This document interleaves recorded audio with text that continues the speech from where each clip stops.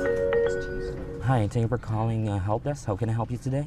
Three little letters have made a big difference in the Philippines. BPO, or Business Process Outsourcing.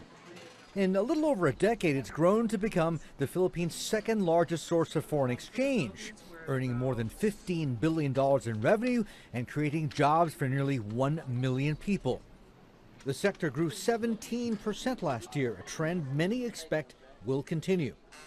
When you look at the Philippines, one interesting aspect about it is that it is certainly an Asian country, but it's probably also one of the most westernized in terms of culture Asian countries in the world, just based on its history.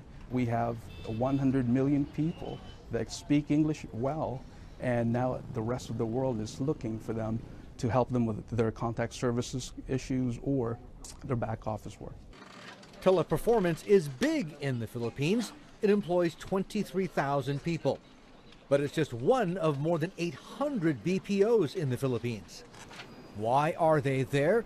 Well, for one thing, the Philippines is cheaper, not just for BPOs, but for manufacturing as well. There's a movement of not just American companies, but clearly Japanese and Korean companies out of China because of rising costs there. In infrastructure, particularly in power, there's rising demand for electric power generation.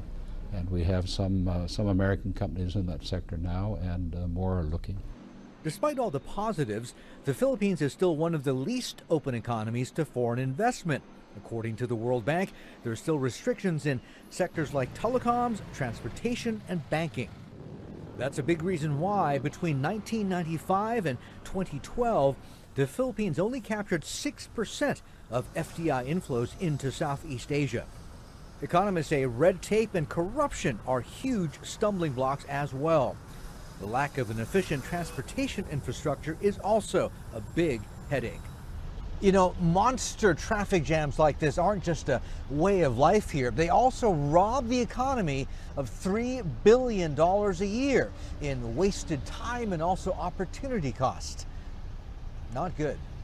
But the good news is improvement is underway.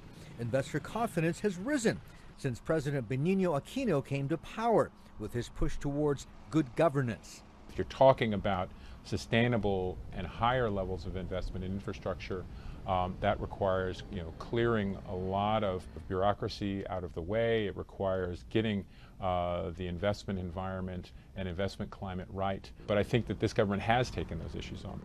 Many agree the Philippines is in a good position to catch the next wave of investments, but it has to push ahead with reforms to ensure investors stay. Martin Sung, CNBC, Manila. For more tips on business outsourcing, visit the website in the description box below.